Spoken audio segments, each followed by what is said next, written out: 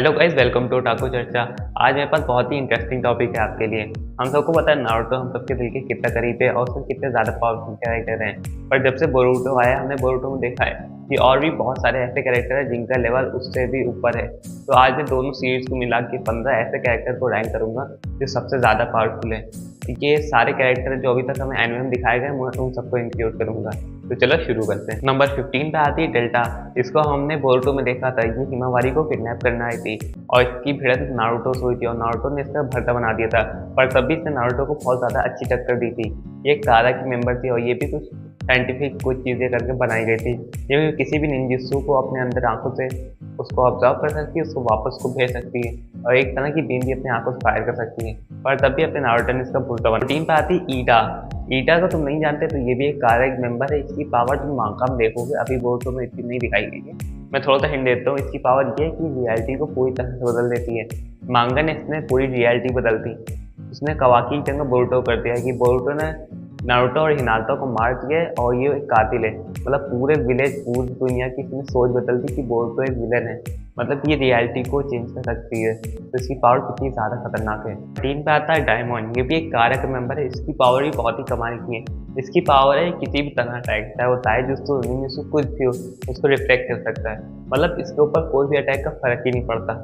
Number 12 पे आता है काशिन कोजी। ये अपने जिराय सेंसे का क्लोन है और ये जिराय सेंसे से बहुत ज़्यादा ताकतवर है। हाँ, ये सुनने में थोड़ा बुरा लग रहा है पर क्या करिए, सच है। ये जिराय से बहुत ज़्यादा ताकतवर है। नंबर 11 पे आता है कोड। ये भी एक कारक मेंबर है और उसको हेड बताया जाता था कारा के मेंबर का और ये मोस्ट पावरफुल मेंबर है कारा का।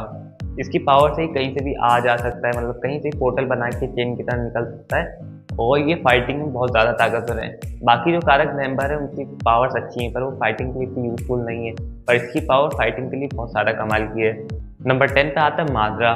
तो इसको सुन के तुम्हारी आंखें निकल रहा होगी कि माद्रा जो पिछली सीरीज से एकदम मोस्ट पावरफुल कैरेक्टर था, मतलब विलन था, वो इतना कम बोरुतो के अंदर। तो ये सच है कि बोरुतो में हम लोग को बहुत सारे ऐसे कैरेक्टर दिखाए गए हैं जो माद्रा से बहुत ज़्यादा ही ताकतवर हैं। तो हाँ, माद्रा 10 नंबर पे है। हो सकता है नंबर 9 पे कौन होगा? जहाँ माद्रा वहाँ हाशिरामा। तो मैं सही समझा। The God of shinobi number 9 पे।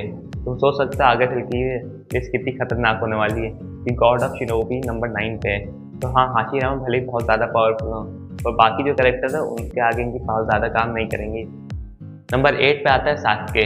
भले नारुतो के अंदर ये माद्रा को इतनी टक्कर ना दे पा रहा हो, पर जब वो बड़ा हो गया उसने लगभग माद्रा को भी सरपास कर दिया और हाशिरामा को भी। उसकी पावर रेनेगन के साथ बहुत ज़्यादा बढ़ जाती है और मैं इसमें रेनेगन को इंक्लूड कर रहा हूँ। भले उसकी रेनेगन चली गई है पर मैं इन सब में सारे कैरेक्टर्स के उनके प्राइम फॉर्म की बात करूँगा। तो हाँ, सास्के नंबर 8 पे आता है मोमोशिकी। अब इसको बताने की जरूरत नहीं, नारुतो और सास्के ने मिलकर इसको हराया था। तुम सोच सकते कितना ज़्यादा खतरनाक था और ये भी एक ओसुत्सुकी है और इसने ही बोरुतो को फरमा दिया था। तो तुम सोच सकते हो ये कैरेक्टर कितना ज़्यादा खतरनाक है। तब ये 7 नंबर 6 पे आता है कवाकी। मैं इस वीडियो में उस कवाकी को जोड़ रहा हूँ जिसने इशिकी पावर्स ले ली, उसका डोजुत्सु ले लिया, उसकी अपने वो पावर पे बहुत ज़्यादा कंट्रोल है। और हमने मोमोशिकी वर्सेस इशिकी की कवाकी की बैटल में भी देखा था कि मोमोशिकी बहुत कोशिश कर रहा था कवाकी को हराने की, पर कवाकी ने आखिर में जाके उसको हरा दिया था। तो मैं कह सकता हूँ कि कवाकी मोमोशिकी ज़्यादा ताकतवर है। 5 पे आती कागुया। हाँ, वही इंसान जिसने पूरा प्लान बनाया था नारुतो का, जितने भी चीज़ें हुई थी नारुतो में सारी इसी की देन थी। ये नंबर 5 पे आती है। नंबर 4 पे आता है इचिकी। तो ये कागुया के साथ ही आया था और ये कागुया से बहुत ज़्यादा ताकतवर है क्योंकि हमने देखा था नारुतो प्लस सासुके दोनों अपनी फुल पावर पे भी इसको नहीं हरा पाए थे। जब नारुतो ने बैरियन मोड ऑन करा था तब जाके इसको हरा पाया था और उसकी वजह से उसको कुरामा खोना पड़ा था। नंबर 3 पे आता है हम सबका फेवरेट नारुतो। भले नारुतो के पास अभी कुरामा नहीं है पर इस वीडियो में कुरामा को जोड़ रहा हूँ। अगर हम बात करें नारुतो के बैरियन मोड की तो लगभग ये जितने ही बाकी लिस्ट में कैरेक्टर सबको पास कर देगा। सारे जितने कैरेक्टर है वो सबको आराम से हरा देगा नारुतो अपने बैरियन मोड से। नंबर 2 पे आता है अपने नारुतो का बेटा बोरुतो। ये इस सीरीज का अपना मेन हीरो है और ये बहुत ज़्यादा पावरफुल बन गया टाइम स्पेस के बाद। मतलब इसने हर तरह के निंजुत्सु ताइजुत्सु को सीख लिया और इसकी जोगन तो है ही कमाल की और ये लगभग अब तक का सबसे पावरफुल शिनोबी बन चुका और सेकंड मोस्ट पावरफुल कैरेक्टर अभी तक जितना भी हमें एनिमे में दिखाए गए। नंबर 1 पे आता है शिबाई ओसुत्सुकी। इसको हमने दिखाया गया था एनिमे में, थोड़ी बहुत इसकी बातें हुई थी कि इसको गॉड कहा जाता है। अब गॉड के सामने कोई इंसान कितना ही पावरफुल है, गॉड से तो गॉड ही होता है। वो एक अदर ही डायमेंशन में रहता है जहाँ इंसान सोच नहीं सकते जाने की। तो यार ये तो होगा ही सबसे 1 पे। और जो भी कैरेक्टर मेरे ख्याल से आएंगे भी आगे वो इस लेवल के तो पावरफुल नहीं होंगे कि जो गॉड उसको टक्कर दे सके।